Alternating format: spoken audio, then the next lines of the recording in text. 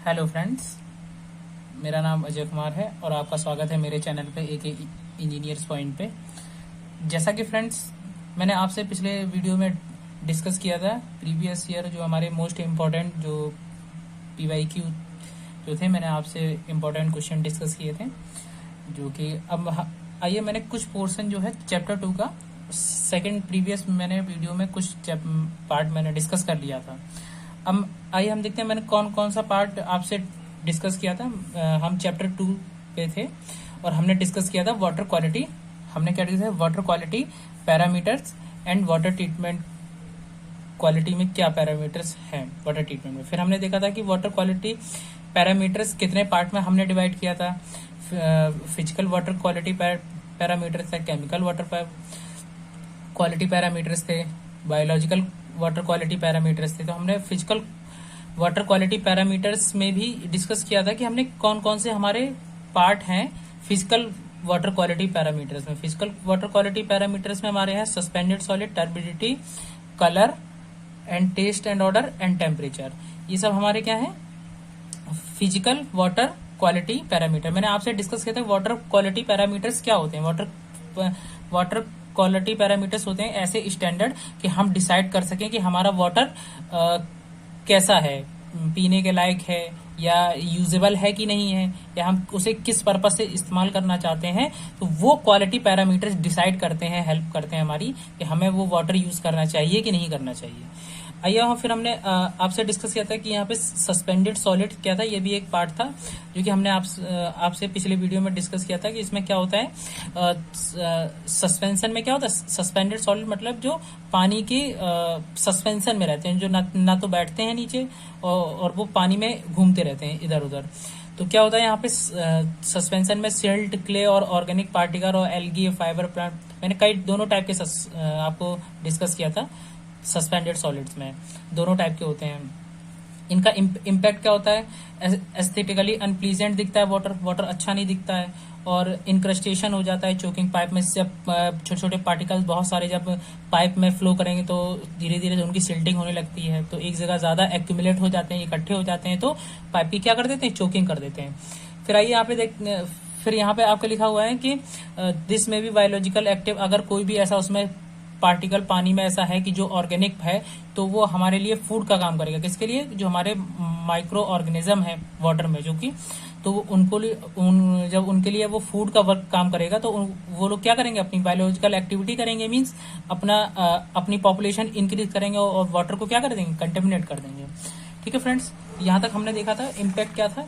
Then फिर हमने आपको बताया था यहाँ पे टोटल सॉलिड्स दो पार्ट में डिवाइड किया था, ऑर्गेनिक और इनऑर्गेनिक। ऑर्गेनिक में जो क्या होते हैं, दो पार्ट बताए थे, बायोलॉजिकल और बायोडिग्रेडेबल और नॉन बायोडिग्रेडेबल।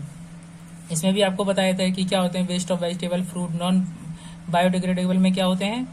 हमारे प्लास्टिक और टॉक्सिक केमिकल्स। और फिर हमारा क्या होता है इनऑर्गेनिक में? सॉल्ट, मेटल, एलिमेंट्स, जो सिंगल एलिमेंट्स होते हैं।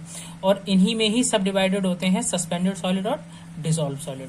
हमने यहाँ पे डिस्कस किया था टोटल सॉलिड में भी कैसे फाउंड करते हैं। हम वाटर को 104 डिग्री सेंटीग्रेड पे क्या कर लेते हैं? वाटर को इवेपोरेट करा देते हैं। फिर जो उसमें सॉलिड्स बचते हैं वो हमारे क्या होते हैं? टोटल सॉलिड्स होते हैं। ठीक है फ्रेंड, इनकी एक्सेप्टेबल लिमिट क्या होती है? ये मोस्ट इंपॉर्टेंट है, ये क्वेश्चन डायरेक्ट पूछा जाता है। हमारी एक्सेप्टेबल लिमिट क्या होती है सस्पेंडेड सॉलिड्स की? 500 मिलीग्राम पर लीटर। कॉज ऑफ रिजेक्शन का क्या मतलब होता है कि कितने लिमिट के बाद वाटर अनयूजेबल हो जाएगा। एक्सेप्टेबल लिमिट मतलब कितना ड्रिंकिंग पर्पज से यूज कर सकते हैं हम लोग, बॉडी में कंजम्पशन पर्पज से यूज कर सकते हैं। और कॉज ऑफ रिजेक्शन का मतलब हम किसी भी पर्पज से उसको यूज नहीं कर सकते हैं। अब देखते हैं कि यहाँ पे कितना है, 500 मिलीग्राम पर लीटर। कॉज ऑफ रिजेक्शन हमारा कितना है? 2000 मिलीग्राम पर litre. Measurement of suspended solid, मैंने आपको बताया था किस तरीके से मेजर करते हैं। टोटल सॉलिड्स क्या होते हैं? Total suspended solid, total dissolve solid. ठीक है फ्रेंड, तो यहाँ पे क्या दिया? Suspended solid is found by the evaporating water at 104 degree. मैंने यहाँ से आपसे डिस्कस किया था इस वाले पॉइंट में। अब आइए यहाँ पे देखते हैं कि अब हमको यहाँ पे फाइंड क्या हो गया था? टोटल सॉलिड्स फाइंड हो गए थे। अब हमको क्या यहाँ पे क्या लिखा हुआ है, suspended solid find by the filtering tap. जब हम फिल्टरिंग एंड हीटिंग, जब हम फिल्टर कर लेते हैं तो हमें सस्पेंडेड सॉलिड पता चल जाता है, और अगर इवेपोरेट करा तो टोटल सॉलिड पता चल जाएगा। तो अगर हमें टोटल डिजोल्व सॉलिड फाइंड करना हो तो हम क्या करेंगे, टोटल सॉलिड से टोटल सस्पेंडेड सॉलिड को सब्ट्रैक्ट कर देंगे तो हमको क्या मिल जाएगा, total dissolve solid. Permissible limit क्या होती है, 30 मिलीग्राम पर लीटर, किसकी, टोटल डिजोल्व सॉलिड की। और अगर टोटल सॉलिड्स लेकर चलें तो कितनी होती है, 500 मिलीग्राम, और सस्पेंडेड सॉलिड्स की कितनी होती है, सस्पेंडेड सॉलिड्स की होती है 30 मिलीग्राम। आइए हम नेक्स्ट डिस्कस करते हैं टॉपिक, जो कि आपका नेक्स्ट टॉपिक है हमारा टर्बिडिटी। टर्बिडिटी क्या होता है, एक्चुअल में आपके जो पार्टिकल्स होते हैं, जो भी आपके डिजोल्व और भी चीजें जो वाटर में मिक्स हैं, वो क्या करती हैं, हम हमारा ये दिखाती हैं कि वाटर कितना आपका एक तरीके से एक पैरामीटर है जो आपके एकदम कितना वाटर आपका क्लियर है, आपका दिखाती हैं कि अगर आपके उसमें कई सारे पार्टिकल प्रेजेंट होंगे तो आप अगर कोई लाइट या सन रे उस पर पड़ती है तो वो स्कैटरिंग होगी तो वाटर ज्यादा चमकेगा। इसका मतलब ये डिनोट कर रहा है कि आपका उसमें कितने टाइप की पार्टिकल्स उसमें प्रेजेंट हैं। ठीक है फ्रेंड्स, जरूरी नहीं है वो सॉलिड ही हो, कितने टाइप के पार्टिकल इसमें प्रेजेंट है ये उसमें शो कर रहा है। तो यहाँ पे क्या बताया हुआ है, turbidity we measure the how much light absorbed and scattering by the suspended material in water. It is not direct quantity measured by suspended solid. ये शो नहीं करता है कि हम सस्पेंडेड सॉलिड, टर्बिडिटी और सस्पेंडेड सॉलिड में बच्चे confuse हो जाते हैं कि ये डायरेक्ट सस्पेंडेड सॉलिड के बारे में बता रहा है, तो नहीं, ये एक्चुअली में वाटर में प्रेजेंट जो भी हमारे ओवरऑल पार्टिकल्स हैं उनकी वजह से स्कैटरिंग हो रही, जरूरी नहीं सस्पेंडेड सॉलिड्स की वजह से ही हो। बहुत सारे जो हमारे सॉलिड्स हैं, तो जो सॉलिड्स नहीं, जो भी पार्टिकल हैं उनकी वजह से भी स्कैटरिंग और एब्जॉर्प्शन होता है, स्कैटरिंग होती है। हम देखते हैं कि सस्पेंडेड सॉलिड्स, देखिए यहाँ पे अब क्लियर कर देते हैं, सस्पेंडेड सॉलिड्स में जो था हमारा किस पर डिपेंड कर रहा था, ये कंसंट्रेशन हमारा कितना है, मीन्स टोटल सॉलिड। और फिर यहाँ पे क्या दिया हुआ है, टर्बिडिटी डिपेंड्स ऑन, देखो क्या डिपेंड कर रहा है, turbidity depend concentration and fineness of particle of water. इसमें कंफर्म नहीं है कि आपके सॉलिड्स पार्टिकल या सस्पेंडेड सॉलिड्स में ऑल टाइप के पार्टिकल इंक्लूड है, और उनके फाइननेस में जितना पार्टिकल ज्यादा फाइन होगा वो उतना ही ज्यादा क्या करेगा, आपका लाइट को स्कैटर्ड करेगा। ठीक है फ्रेंड्स, अब आइए हम देखते हैं कि हमारा यहाँ पे हम लोग देखते हैं कि हमारे टर्बिडिटी के मेजरमेंट के कई सारे तरीके हैं। आइए अब हम आपसे डिस्कस करते हैं कि हमारे जो कई सारे जो तरीके हैं तो हम आपसे डिस्कस कर लेते हैं। सबसे पहले ये आइए देखते हैं कि मेजरमेंट ऑफ टर्बिडिटी में क्या दिया हुआ है। मेजरमेंट टर्बिडिटी को हम दो पार्ट में डिवाइड कर लेते हैं, फील्ड मेथड होता है और एक कौन सा मेथड होता है, लैब मेथड होता है। एक फील्ड मेथड, एक लैब मेथड। फील्ड मेथड में क्या दिया हुआ है, टर्बिड रॉड आती है, हम डायरेक्ट टर्बिड रॉड का यूज करते हैं। और लैब मेथड में क्या क्या दिया हुआ है, जैक्सन टर्बिड मीटर दिया हुआ है, टर्बिडिटी मीटर और बेलीज और नेफिलोमीटर। तो ये तीन तो हम लोग पढ़ते हैं किसमें होते हैं, लैब में होते हैं। फील्ड में कौन सा होता है, टर्बिड यूज करते हैं। प्रिंसिपल ऑफ टर्बिडिटी मीटर में क्या होता है, जो भी हम इसमें जो लैब में जो टर्बिड मीटर और मेथड फील्ड मेथड में यूज कर रहे हैं, एक्चुअली में हम लाइट का एब्जॉर्प्शन और लाइट की स्कैटरिंग की कितना अमाउंट में लाइट स्कैटर्ड हो रही है एब्जॉर्ब या उसमें एब्जॉर्ब हो जा रही है, तो उस बेसिस पे हम लोग डिसाइड करते हैं कि कितने वाटर में प्रेजेंट है, क्या टर्बिडिटी प्रेजेंट है। ठीक है, तो हमारा बेसिक इसका प्रिंसिपल क्या हो जाता है, एब्जॉर्प्शन एंड स्कैटरिंग। ठीक है, और हमारा आइए अब हम देखते हैं कि यहाँ पे interference caused by water sample to the passage of light। Light pass करने के बाद से उसमें कितना इंटरफेरेंस मीन्स कितनी क्वांटिटी ऑफ लाइट मिल रही है हमको, यही डिसाइड करती है हमारा वाटर कितना टर्बिड है। आइए हम फिर देखते हैं कि हमारी टर्बिड वाटर क्या होती है। टर्बिड रॉड, टर्बिडिटी रॉड में क्या होता है फ्रेंड्स, एक हमारी रॉड होती है, ट्यूब होती है, ट्यूब टाइप की रॉड होती है। उसमें यहाँ पे हमारा एक प्लेटिनम कोटेड रॉड लगा होता है। यहाँ हमारा क्या होता है, एक प्लेटिनम कोटेड, यहाँ पे हमारा प्लेटिनम कोटेड रॉड होता है यहाँ पे, जहाँ पे हमारा एक प्लेटिनम की निडल टाइप में लगी रहती है, और यहाँ पे इस ट्यूब पे क्या रहता है, स्केलिंग की हुई रहती है। ठीक है फ्रेंड्स, अब हम क्या करते हैं कि इसको हम वाटर में डिप कराते हैं। जब हम इसमें वाटर को डिप कराते हैं, डिप कराते समय ऊपर से उसको देखते रहते हैं, और जब उतना डिप कराते हैं जब तक कि जस्ट ये दिखना बंद ना हो जाए, बिल्कुल जस्ट हल्का सा क्या करती रहे, चमकती रहे या हल्का सा दिखती रहे, बहुत माइन्यूट, तब तक हम इसको डिप कराते हैं। तो फिर हम देखते हैं कि तब उसमें वाटर का लेवल क्या होता है। वाटर में डिप किया, फिर उसको धीरे धीरे धीरे धीरे नीचे उसको डेप्थ में लेके जा रहे हैं, और उस पॉइंट तक लेकर जाएंगे जस्ट ये जस्ट दिखने बिल्कुल बंद ही ना होने वाली हो, जस्ट गायब होने वाली होती है। तो हम फिर उस टाइम पे उसकी डेप्थ को देख लेते हैं, फिर डेप्थ के हिसाब से हम उसको कन्वर्ट कर लेते हैं कि कितना वाटर हमारा टर्बिड है। आइए हम देखते हैं यहाँ पे क्या लिखा हुआ है, a rod with platinum needle. Mainly इसमें किसका यूज हो रहा है, प्लेटिनम निडल का यूज हो रहा है। Is inserted in a water and measure depth at which the platinum needle just become invisible. जैसे ही इनविजिबल होने वाले थे उस डेप्थ पे हम लोग देखते हैं कि हमारी कितनी टर्बिडिटी है।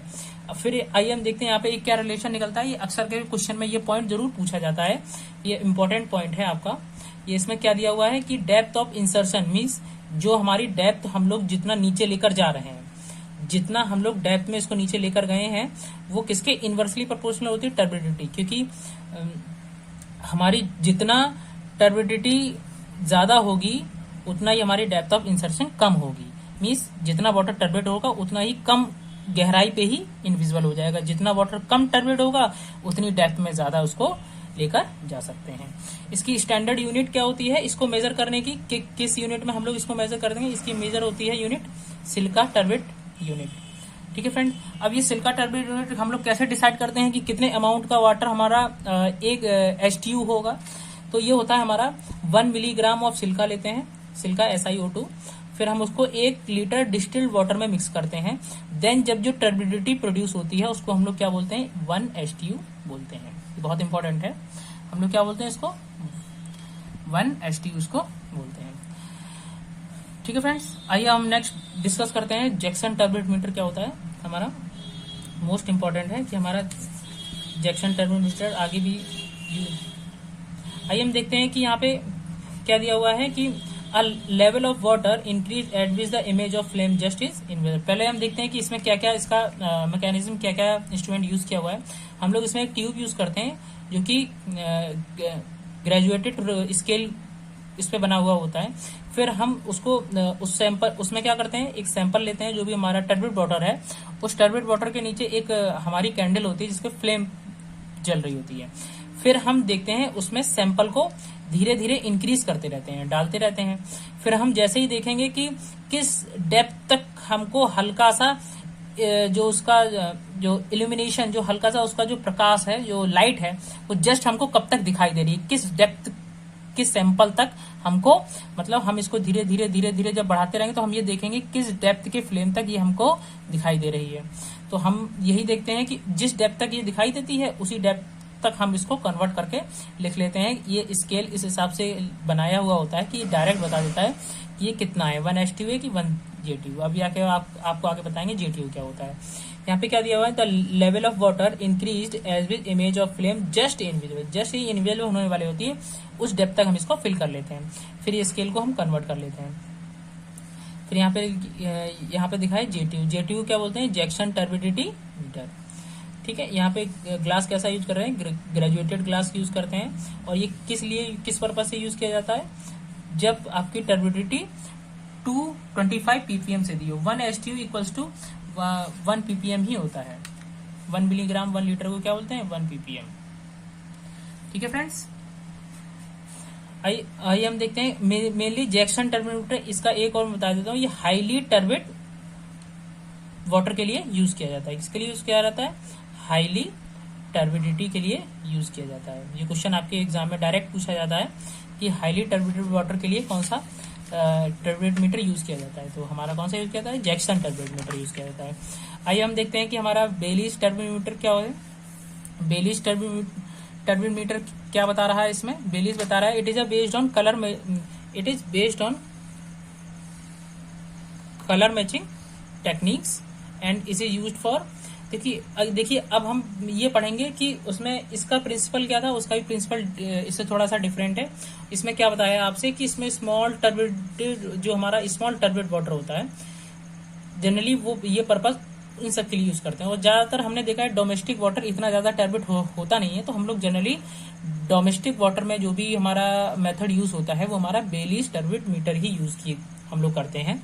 तो यहाँ पे क्या है, most widely used at domestic level, domestic level पे सबसे ज्यादा यूज किया जाता है। एंड लाइट इंसेंट, अच्छा इसका प्रिंसिपल क्या है? प्रिंसिपल इसमें ये इसका प्रिंसिपल क्या है? It is based on absorption light. किसी सैंपल से लाइट रे को पास कराते हैं, फिर ये देखते हैं कि light intensity is measured in the direction of incident ray, मतलब जिस डायरेक्शन में इंसिडेंट रे को हम पास करा रहे हैं उसी डायरेक्शन में उसकी जो भी हमारे पास करने के बाद जो लाइट आ रही है उसको हम क्या करते हैं, मेजर करते हैं। तो हम लोग ये देखते हैं कि हमारी पास होने के बाद कितनी लाइट बच के आ रही है, तो उस बेसिस पे हम लोग डिसाइड करते हैं कि वाटर हमारा कितना टर्बिड है। तो हम ये देखते हैं। और फिर हमारा इसका प्रिंसिपल किस बेस पे होता है? एब्जॉर्प्शन प्रिंसिपल के बेस पे होता है। किस बेस पे होता है? Absorption principle. ठीक है फ्रेंड, अब हम इसमें जो टर्बिड मीटर में जो कि अब हमने उसमें जैक्सन टर्बिड मीटर में और उसमें तो हमने एसटीयू यूज किया था, मतलब मींस सिल्का टर्बिड यूनिट जो कि सिल्का से बनी है। इसमें क्या यूज करते हैं? फॉर्मेजीन केमिकल यूज करते हैं, जो कि रिप्लेस कर देता है किसको? SiO2 को। ठीक है फ्रेंड्स, तो कि हम इसको समटाइम क्या बोलते हैं? इसको FTU बोलते हैं। इसका क्या नाम होता है? फॉर्मेजीन टर्बिडिटी यूनिट। देखिए यहाँ पे क्या गया है, इसको एक सैंपल से इसकी रे को पास कराया गया है, जो कि यहाँ पे एक डिटेक्टर लगा रहता है, तो लाइट को क्या कर लेता है? डिटेक्ट कर लेता है। ठीक है फ्रेंड, तो यहाँ पे हमको क्या पता चल जाता है कि कितनी लाइट इसने एब्जॉर्ब की। अब हम इस लाइट बेसिस के एब्जॉर्ब जितना ज्यादा टर्बिड होगा उतनी लाइट यहाँ पे कम पास होगी, तो उतना ही क्या होगा? वाटर हमारा ज्यादा टर्बिड होगा। जितनी लाइट ज्यादा पास होगी उतना ही क्या होगा? हमारा वाटर कम टर्बिड होगा। ठीक है फ्रेंड्स, अब थोड़ा सा डिफरेंट है हमारा नेफेलो टर्बिड मीटर। ठीक है फ्रेंड, आइए हम देखते हैं हमारा नेफेलो टर्बिड मीटर में क्या बताया हुआ है। इट इज, ये भी हमारा कलर मैचिंग टेक्निक्स पे ही हमारा क्या करता है? बेस्ड है हमारा।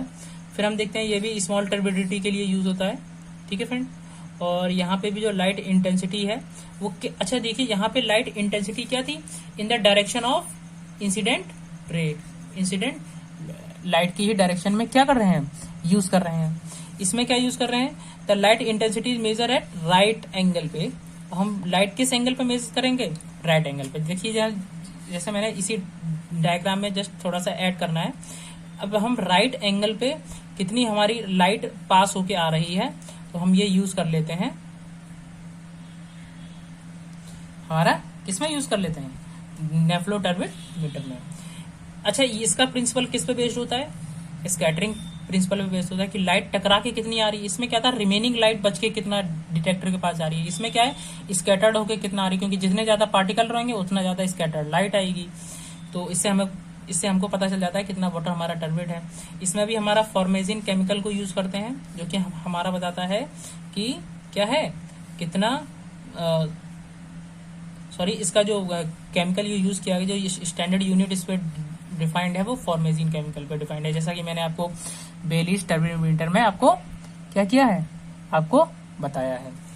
आइए, अच्छा इसका एक टर्म और दिया हुआ है, इसको एक नाम से और जानते हैं। इसका नाम है नेफेलो टर्बिडिटी यूनिट, जिसको क्या बोलते हैं? NTU बोलते हैं।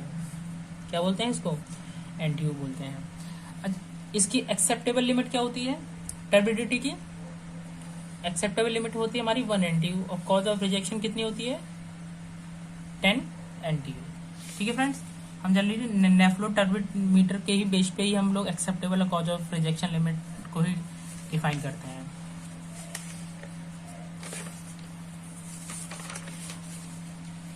आइए अब हम देखते हैं कि हमारा टर्बिडिटी को हमने यहाँ पे डिफाइन किया, जो कि हमारा था दूसरा। अब हम देखते हैं थर्ड हमारा कलर क्या है। कलर किस की वजह से वाटर में प्रेजेंट होता है? कलर हमारा प्रेजेंट होता है जो भी हमारे सस्पेंडेड सॉलिड और पार्टिकल हमारे वाटर में है, उसकी वजह से हमारा कलर क्या करता है, वाटर में एग्जिस्ट करता है। किसकी वजह से, हमारे वाटर में जो कि ये सस्पेंडेड सॉलिड और डिसॉल्व मैटर जो दिए हुए हैं, इस वजह से हमारा कलर किस वजह से आता है, सस्पेंडेड एंड डिसॉल्व मैटर की वजह से आता है। ठीक है फ्रेंड। अच्छा, इसका आइए हम देखते हैं कि इस कलर की होने की वजह से हमारे वाटर में इम्पैक्ट क्या क्या आएगा। देखिए जैसे क्या होता है कि वाटर को हम कई पर्पज से यूज करते हैं, जैसे कि पल्प इंडस्ट्री में यूज करते हैं, कागज बनाने की जो हमारी इंडस्ट्री होती है, केमिकल में बहुत से जो हमारे जो भी बैनर हैं और जो भी इसमें इस समय डाइंग यूज होता है। डाई मतलब होता है जो हमारी प्रिंटिंग जहाँ पे यूज होती है, तो वहाँ पे प्रिंटिंग में जो भी वाटर यूज करते हैं, तो वहाँ पे डाइंग पर्पज से जो भी वाटर यूज किया जाता है, तो बहुत ही ज्यादा क्या होना चाहिए, क्लियर वाटर होना चाहिए। उसमें कलर कॉजिंग मटेरियल नहीं ऐड होना चाहिए, जिसमें कि हमारे क्या कर देगा, उसके खराब कर देगा। तो हमारा यहाँ पे और क्या होना चाहिए, ऑर्गेनिक कंपाउंड कॉजिंग कलर में एक्सर्टिक क्लोरिंग डिमांड। इसका क्या मतलब हुआ कि अगर हमारे वाटर में कलर होगा, इसका मतलब क्या होगा कि उसमें ऑर्गेनिक कंपाउंड अगर प्रेजेंट होता है, मींस अगर हमारे कलर में कलर अगर आ रहा है, हो सकता है वो कलर ऑर्गेनिक कंपाउंड की वजह से हो, जिससे क्या होगा, वो हमारे क्लोरीन की डिमांड को क्या कर देगा, बढ़ा देगा। क्योंकि हम जब वाटर प्यूरिफिकेशन में या वाटर ट्रीटमेंट प्लांट में क्लोरीन का यूज करते हैं, जो कि मैं आपको आगे चल के बताऊंगा, उसकी अगर वो ऑर्गेनिक मैटर ज्यादा प्रेजेंट रहेगा तो और क्लोरीन क्या करता है, ऑर्गेनिक सब्सटेंस को तुरंत ही रिएक्ट करके क्या करता है, उसको ऑक्सीडाइज कर देता है।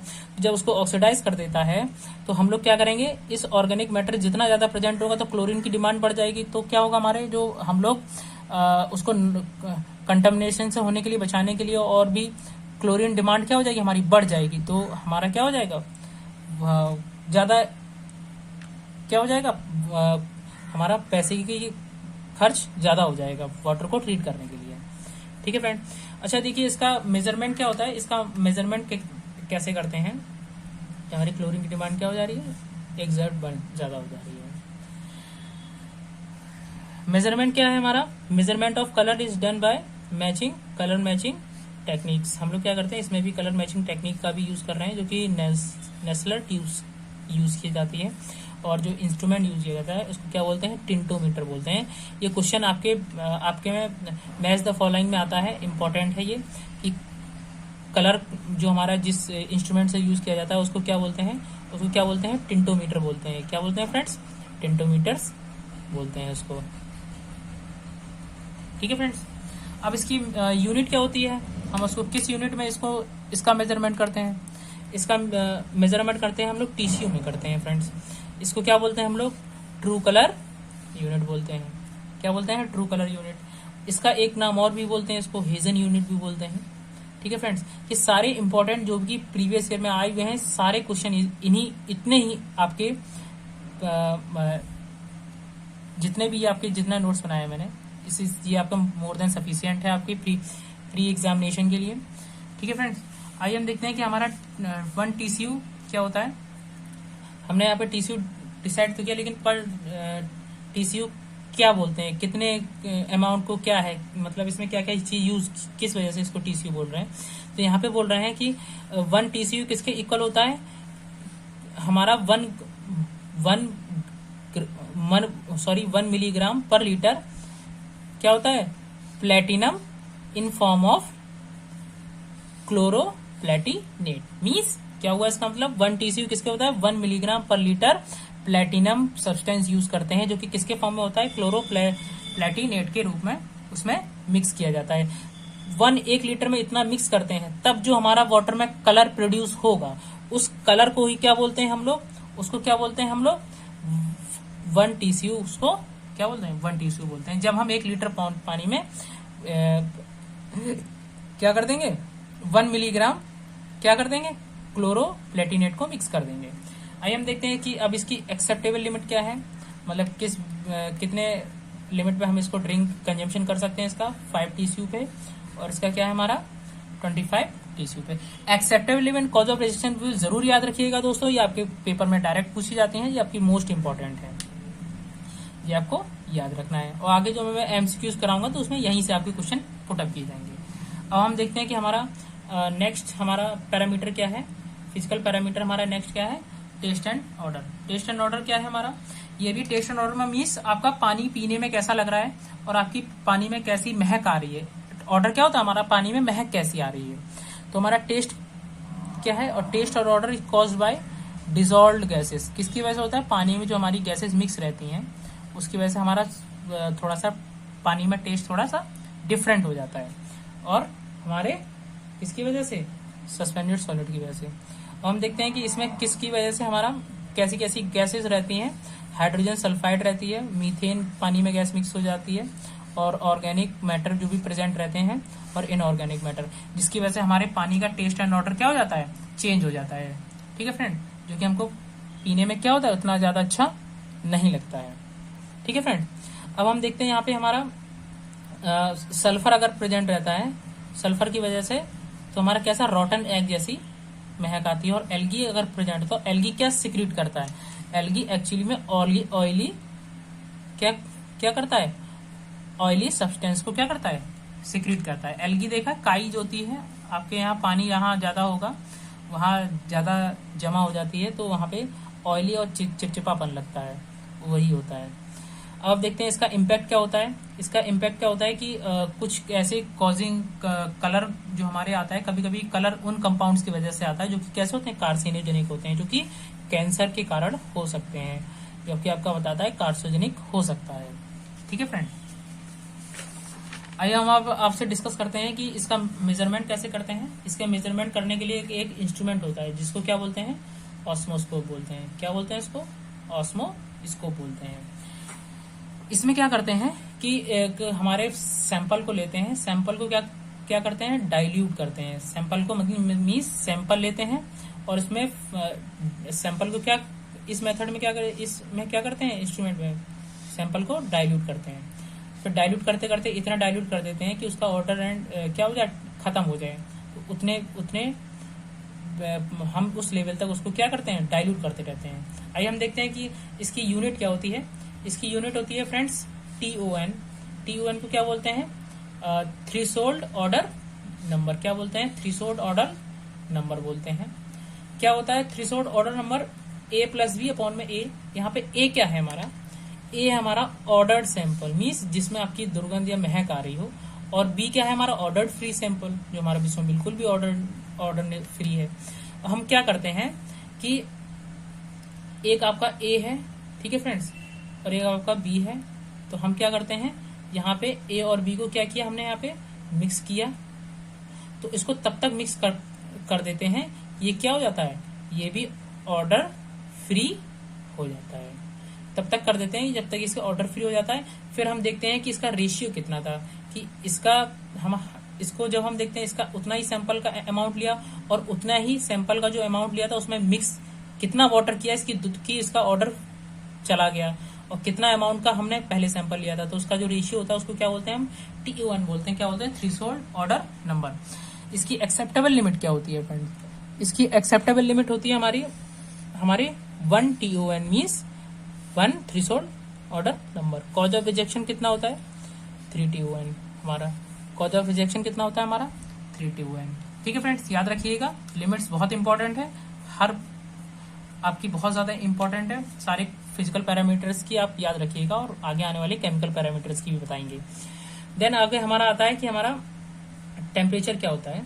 फिफ्थ हमारा पैरामीटर है कि हमारा टेम्परेचर क्या होता है। टेम्परेचर में क्या है कि वाटर डिसाइड करता है, कई सारी एक्टिविटीज वाटर के अंदर होती हैं, केमिकल और बायोलॉजिकल, जो कि हमारा टेम्परेचर डिसाइड करता है। टेम्परेचर हमारा क्या करता है, केमिकल और बायोलॉजिकल एक्टिविटी और रिएक्शंस को क्या करता है, एक्टिविटी हमारा डिसाइड करता है। अगर हम 10 डिग्री टेम्परेचर को बढ़ा देते हैं तो हमारे पानी में जो बायोलॉजिकल, अगर कोई भी बैक्टीरिया या माइक्रो ऑर्गेनिज्म प्रेजेंट है तो उसकी एक्टिविटी कितनी हो जाती है, डबल हो जाती है। पहले की अपेक्षा क्या हो जाएगी, हमारी एक्टिविटी क्या हो जाएगी, उसकी डबल हो जाएगी। तो हम लोग ये, क्योंकि अगर टेम्परेचर बढ़ेगा, अगर कोई भी उसमें ऑर्गेनिक सब्सटेंस प्रेजेंट है, तो अगर उसमें बायोलॉजिकल एक्टिविटी होगी तो पानी में दुर्गंध या ऑर्डर बहुत ज्यादा तेजी से होने लगेगा, एक्टिविटी ज्यादा तेजी से होने लगेगी। तो कई सारी हमारे ट्रीटमेंट प्लांट में टेम्परेचर को बहुत जरूरी होता है मेंटेन रखना, क्योंकि वहाँ पे बायोलॉजिकल एक्टिविटी से ही हम लोग क्या करते हैं, ट्रीट करते हैं वाटर को। तो हम लोग अब क्या देखते हैं इसमें, for the water supply water temperature should भी कितना होना चाहिए, बिटवीन 10 to 25 टेम्परेचर होना चाहिए water for water supply. Upper limit की, अब इसमें कॉज ऑफ रिस्ट्रिक्शन का कोई वो नहीं है, इसमें अपर लिमिट या upper limit lower limit means पानी का अपर टेम्परेचर और लोअर टेम्परेचर किस बेसिस पे होना चाहिए। अपर टेम्परेचर हमारे इस बेसिस पे होना चाहिए कि हमारे उस वाटर की बायोलॉजिकल एक्टिविटी तो बहुत ज्यादा तेजी से नहीं हो रही है, इसलिए हमने 25 जो टेम्परेचर लिया है वो इतना टेम्परेचर है कि उस पर बहुत ज्यादा बायोलॉजिकल एक्टिविटी ना होने पाए, इसलिए हमने क्या किया, अपर टेम्परेचर लिमिट को इस बेसिस पे कंसीडर करते हैं कि जो उस बेसिस पे बायोलॉजिकल एक्टिविटी ज्यादा ना होने पाए। और हम यहाँ पे देखते हैं कि हमारा लोअर लिमिट किस बेसिस पे डिसाइड होती है कि हमारे वाटर को पीने में, कंजम्पशन में प्रॉब्लम ना हो, तो उसे क्या बोलते हैं, डिफिकल्टी इन कंजम्पशन। मतलब मीन्स इस वजह से हमारी ये दोनों लिमिट कैसे डिसाइड होती है, ऊपर वाला होता है अपर लिमिट होती है बायोलॉजिकल एक्टिविटी के बेसिस पे, और ये होता है कंजम्पशन की बेसिस, कि पानी पीने में कोई प्रॉब्लम ना हो। ठीक है फ्रेंड्स, कैसा लगा आपको वीडियो, आप मुझे कमेंट बॉक्स में बता सकते हैं, और आगे आने वाले वीडियोस के लिए मैं आपसे आगे आने वाले मैं आप वीडियोस में आपके केमिकल वाटर पैरामीटर्स आपके डिस्कस करूंगा। ठीक है, बताइएगा और कैसा लगा वीडियो मेरा, और लाइक करें, सब्सक्राइब करें, और कमेंट बॉक्स में कमेंट्स करें, और कोई भी प्रॉब्लम्स, कोई भी आपको डाउट होता है तो आप पूछ सकते हैं। Okay friends, thank you.